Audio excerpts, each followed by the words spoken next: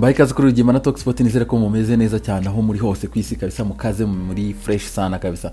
So uyu munsi na nabwe ndashaka kubaganira ku ikipe ya Gor Mahia na APR ariko numvaga nabaha reaction yanjye kuko hari ibintu byinshi numvishije guhera ejo tombora imaze kuba even na mugenzi wanjye Rigani dukorana numva reaction ye numva abantu benshi bafana ba APR ibintu bavuga. So guys muri against ikipe yanyu muri kurwana n'ikipe yanyu sibyo kuko APR muri kwishyira kuri pressure kuko ni muyishyira kuri pressure ibintu ntibigenda uko mubitekereza mushaka kuzahura n'ibibazo bikomeye cyane kuko ibi bintu nagiye mbibona kenshi ikipe ikajya kuri pressure tuzakora ibi yabyigiye by'iki kipe imyaka myinshi byagiye bica amakipe ukabona ngo uyu mwaka ni uwacu. Ndibuka ikipe ya Liverpool mu myaka yashize hari gihe cyageze ifite ba Suarez na ba Sterling batangira I think muri bukigiye batsinaga ibitego bine ku busi ikipe ya Arsenal mu minota 20 gutyo bose bari uyu mwaka ni uwacu ariko bikarangira bitabaye bakaba barakurushaho bamaze imyaka 30 bari muri ako kavuyo ko kuvuga ngo uyu mwaka ni uwacu dutwaye Champions League 2005 bibi ise zikurikiyeho ni yacu umwaka wo gutwara igikombe Premier League bwa mbere ni uyu nguyu byarangiye bayikubise nabe irazamuka igira murabyibuka cyagiye ifite ba Torres yaragiye igira ikintu nk'icyo ngicyo uyu mwaka ni uwacu APR imaze amasezo menshi itarenga irenze turu ya mbere turu ya kabiri iba yagiye. Ngiye ikintu cyo namumvaga rero kuri kubafana ikipe ya APR mube hambo n'ikipe yanyu mube hambo mwisaba too much kuramo Gor Mahia. By the way ikintu cya mbere nanakubwira cya mbere gitaye n'impungenge ku rupapuro rwa CAF ntago muri favori muhaze mumenye ko muri favori kubera ko ikipe batomboye ku mustari wa mbere ikipe zizakira match za mbere nizo kipe ziciriritse par rapport ikipe ya kabiri zira kipe zindi zikurikira zo ku yindi kote zirahabwa amahirwe nubwo ngo ikipe zizabanza hanze zorohewe n'akazi kuko unareba no kuri second round iyo babwiye ngo APR zakina n'ikipe izatsinda ngo ya Belouizdad na Nasi nuko zibarenze niyo mpamvu zizabanza match ibanza mu rugo iwanyu match yo turu mukajya kubishyura iwabo na avantage ku ikipe ikomeye nubwo ku rupapuro rwa CAF ntuhabwa amahirwe ubugomba kuba hambo ujya bari mwebwe muri place ya Gor Mahia muvuga ati match ibanza ni muri Kenya match retour ni mu Rwanda aho ngana ari kuvuga okay mu muravuga point tuzarebanza ture match muri Kenya ture match mu Rwanda nkuko abanyakenya bameze ubu ngo akakanya navuze numva mu radio yabo bose bavuga ikintu kimwe try kugenda mu Rwanda mudatsindwa mwana atsinzwe mutsindwe ibitego bike handi ho kuvuga ngo baragaruka retour kandi nabo bagaruka ku kintu kimwe Rayon Sport ifite icyo yabigishije mu kiba wa APR hari ibya yakoze bat expectinga ko yakora ngerere ikintu mvuga ngaha ni ikintu kimwe iyi APR mube hambo ntimuhabwa amahirwe retour ni away are binagoye ikindi mu mabaza amezi 8 mudakina icyo ni ikintu gikomeye cyane Adil nimba ntibeshye siyo match ya mbere agiye gutoza ku rwego mpuzamahanga mube hambo mureke umutoza mu setting kuko ni mureba nabi murakiri igitutu ku buyobozi n'ibindi byose ibintu bikunda kuvamo ibyemezo bikomeye mugafata ikipe ugasanga ba expecting ko ikipe uzayikuramo ikipe utayikuramo bikagaruka ku mutoza byagaruka ku mutoza bigahita bugaruka mu buyobozi bugakora iki reaction na yindi burakubura yo bukubuye icyo gihe nanone projet mwongera mwubake mu ndebeshya esko umuntu nazongera toze match kurikiraho ariko gihe numvaga ko mwabahambo mukareba musha no kwera umwa kuri turu ya mbere ariko ikipe ikagomeza ikavuga ati reka dukore iyi sezo yindi so ibya covid tubanze tunabikure no mu nzira tukareba tukavuga ati umutoza kuri iyi sezo yindi ya kabiri agiye gutoza hano ku mugani wa Afrika reka turebe uko izagenda iyo sezo ikabira rangiye kanzo ukabahamba mukavuga ati we tugiye kugerageza n'umwaka wacu wa mbere wo kugerageza umutoza tukareba uko bimeze noneho dite dufata antame ya sezo ya kabiri yo kuba tuvuga ati tugiye gutekereza ku cyo gukora no tukuvuga ngo sezo ya mbere ngo uramufashe ngo ahita utekereza ko sezo ari bajyane neba nago bipfa kora wera imaze mu mwaka twayemo igikombe adatsinzwe n'iki ariko ntago ari umwaka nyo guhitukira kuri pressure ku ikipe guhita uvuga ngo tugiye mu matsinda tugiye hangaha no simbizi gusa ariko ikipe ya Gor Mahia ni ikipe ikomeye bantu beza ni ikipe ikaze ni ikipe igoye ku buryo birasaba imbaraga zo kuyitegura ni ikipe organize kwanza kiri kikwerekana organisation yabo ya mbere n'ukuntu barekura abakinnyi bakaguha list rero abakinnyi barekuye bari out nabo bari in ako kantu kari hejuru k'ibara ry'umutuku abo n'abakinnyi benshi yemo bakaba barinjijemo abakinnyi benshi bakomeye cyane nk'uyu nguyu Tito Okello ni umusore munya South Sudan South Sudan wakiniraga Vipers ari umwataka mwiza cyane yatsinze ibitego byinshi cyane muri Uganda, akaba yaragiye muri ikipe ya Gor Mahia. Umwataka mwiza cyane, umwe mu bakinnyi bakomeye bameze neza cyane. By the way, basimbuje uyu mu center back wabo wagiye muri Joshua Onyango wagiye mu ikipe ya Simba Sport Club, bamusimbuje Andrew Juma uyu tuvuga.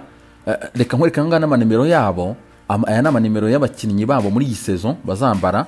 Uyu nguyu nimero 12 Andrew Juma akaba yaranahamagawe mu ikipe y'igihugu ya Kenya iri gukina na Comores, iri gukina izi match ebyiri na Comores, ari mu ikipe y'igihugu. Ni umukinnyi ukomeye, ntago ari umukinnyi woroshye. Urumva ko nimba ari umukinnyi ugurwa avuye muri Masare United agahita aza mu ikipe ya Gor Mahia agahita ajya mu ikipe nationale akaba yaraje gushimbura Joshua Onyango, uyu mugabo urabona ko atoroshye. Reka mukwereka ahangaha, uramubona ahangaha. Bafite n'uyu musore wo hagati mu kibuga Kenneth Muguna. Uyu nguyu ni umwe mu basore bahazwi hano muri aka karere, abantu kuri umupira baramuzi, nimero 10 mu mugongo mu ikipe ya Gor Mahia, uramubona aha. Uyu musore akaba ari umwe mu basore bari mu ikipe y'igihugu ya Kenya kakanya. Ntabwo guhamagarwa muri Kenya byoroshye by the way, kuko batangiye no kugira abakinnyi baba professionnel basa nkaho atari bakeya. Uyu nguyu nimero 10. Hari nimero 24. Uyu nguyu witwa Andrew Marcelo, bakunda kumwita nimero, ni umunyamarawi, ni umusore muhanga cyane ukina hagati mu kibuga, ebana w'umumediateri mwiza cyane kabisa, another level. Yambaye nimero 24 muzamubona. Hari nimero 18 ni umupeti, akaba yitwa Bertrand Confort, akomoka mu gihugu cya Cameroon. Nimero 18 wakina hagati mu kibuga, ni umusore nawe uri très dangereux no kwitondera cyane uburyo asunika imipira imbere.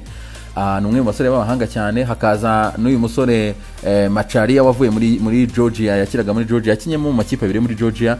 Yambara nimero 11 mu ikipe ya Gor Mahia, nawe ni umusore muhanga cyane wo kwitondera cyane. Bakagira abataka nabo tutashidikanywaho mu by'ukuri. Hari Benson Ochieng Omala, uyu nguyu ni mu ikipe y'igihugu ya Kenya, yarahamagaye kuri izi match ebyiri za Comores, yambara nimero 22 mu ikipe ya Gor Mahia. Hari nimero 9 wundi twahoze tuvuga mu South Sudan waje muri ikipe avuye muri Vipers, Tito Okelo. Hakaza na Jules Rimengu nimero 25, agiye gutozwa n'umutozo usanzwe no muzi nka Robertinho. So ni ikipe ikomeye cyane rero, ikipe ya Gor Mahia ni ikipe kwitondera cyane kabisa. Ntago ari ikipe kuvuga ngo urahita werimira gutyo amplis zabanza match ya mbere wawe. So ni ikintu gikomeye. Nimba Rayon Sport yabikoze nabo bafite isomo ryiza. Ntago ibyo Rayon Sport yakoze APR yabikora, cyangwa ibyo APR yakoze Rayon Sport ngizabikora. No, ni ukuvuga ngo ibyo mugenzi wa nuvuga ngo ntago ushobora kugenda ingendo y'undi ravuna. Reka mvuge gutyo, ntago mvuze ko APR itakora ibyo Rayon Sport yakoze. APR kwanza ifite ibigwi byinshi kurusha Rayon Sport. Unoze Rayon Sport izabikora nabyo kuko ngo APR yabikoze. No, nimba Rayon Sport abasha kwemera Gor Mahia ifite uko yabikoze, ifite abakinnyi ari ifite, ntago ari bigifite ubu ngubu bose basubiyemo ya elimina.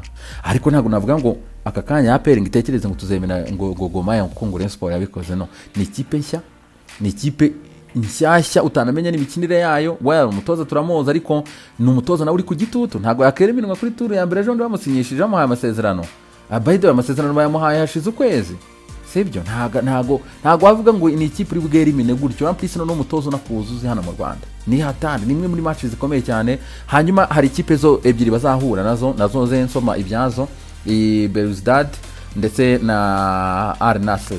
Belouizdad yatwaye Coupe d'Algérie, yatwaye igikombe cyo muri Algeria, ntago yikarifiye muri Champions League kuko yitwaye neza muri championnat cyangwa yitwaye no ku ikipe yabaye champion USM Alger. Ikipe yaje yatwaye igikombe, reka tuvuge nk'igikombe cy'amahoro cy'iwabo, ikipe y'igihugu cya Algeria.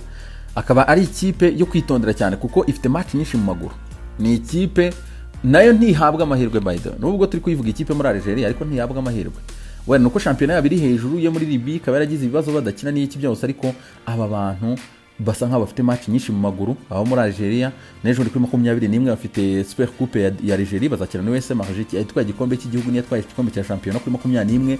Bazakina kuri stade du 5 juillet, ni naho ikipe y'igihugu ya Algeria jundi izakina ni ikipe ya Zimbabwe. Hanyuma ni stade bazakiriraho kuko CAF niyo bakonfirmye ko bazakiniraho ikipe ya Belouizdad. Ikindi ni ikipe ikunda kuza, ariko nayo ubusanga kenshi cyane ni ikipe ikunda kugarukira muri aya matuhu ya imbere yo kwinjira muri group stage mu playoffs, aho ngaho kenshi ikunda kuvira muri Confederation. Hanyuma ikipe ya Al Nassr ni ikipe ikomeye, niyo mpamvu iyi kipe yose ubona ngo izabanza hanze umenye ko iri danger, ni ikipe ikomeye. Nago nose kuki APR tabanje muri Kenya, no, nuko ikipe ibubanze hanze ni ikipe ikomeye. unarebe n'izi kipe zose za Mazembe zande zose zibanza hanze turu ya mbere bagiye gukina iyi playoffs ya nyuma yinjira muri group stage babanza hanze bakakwakirira mu rugo bagahita bagusoza.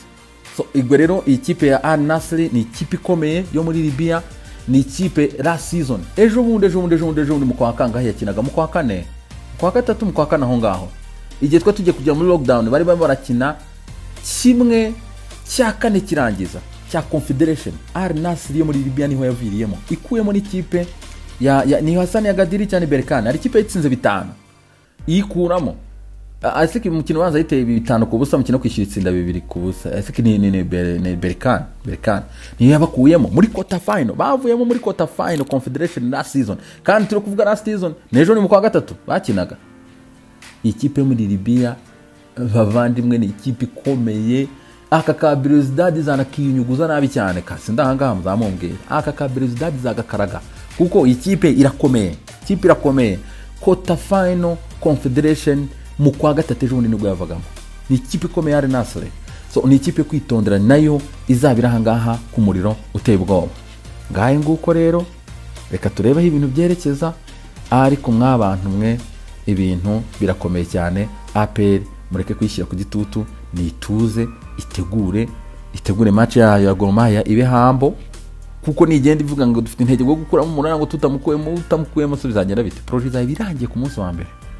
So, genda uri hambo ugire experience, umutoza ba mu keeping indi season bavuga ati season reka tumugumane yongera ashaka ikindi gikombe cya champion naramuka gitwaye bas mu setting aho ngaho mumubwira ati noneho turashaka kubona ko ushobora kutugeza Champions League round ya mbere ukayirenga, twanatsindirwa muri round ya kabiri tukamanuka muri Confederation kongera kugerageza, kuko abarimo match ebyiri nibura wagerageza ukajya group stage.